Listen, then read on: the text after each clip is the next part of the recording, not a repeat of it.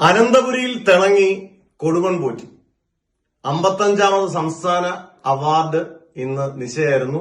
ഇത് കൊടുക്കുന്ന ചടങ്ങിൽ മമ്മൂട്ടി അനന്തപുരിയിൽ വളരെ സോഷ്യൽ മീഡിയ വൈറലായി. കാരണം മമ്മൂട്ടി 7ാം തവണയാണ് മികച്ച നടനുള്ള സംസ്ഥാന അവാർഡ് കിട്ടുന്നത്. അതായത് ഒരു സംസ്ഥാന അവാർഡ് നേടുന്ന ഏറ്റവും കൂടുതൽ പ്രാവശ്യം നേടുന്ന നടനും മമ്മൂട്ടി തന്നെയാണ്.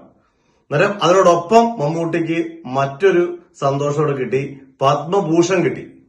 പക്ഷെ മമ്മൂട്ടിക്ക് പത്മഭൂഷൺ മാത്രം കൊടുത്താൽ മതിയായിരുന്നു. കാരണം 1999, 2026, 27 കൊല്ലത്തിന് ശേഷമാണ് ഒരു നമ്മുടെ രാജ്യത്തിന്റെ പരമോന്നത ബഹുമതി കൊടുക്കുന്നത്. മിനിമം ഒരു പത്മവിഭൂഷൺ കൊടുക്കാമായിരുന്നു. കാരണം കറക്റ്റ് ഓർഡറിലൊന്നും അല്ല എല്ലാവർക്കും കൊടുക്കുന്നത്. ഒരു പത്മവിഭൂഷൺ കൊടുത്ത് ആദരിക്കേണ്ടതായിരുന്നു. പക്ഷെ കിട്ടിയതിൽ മമ്മൂട്ടി സന്തോഷമാണ്.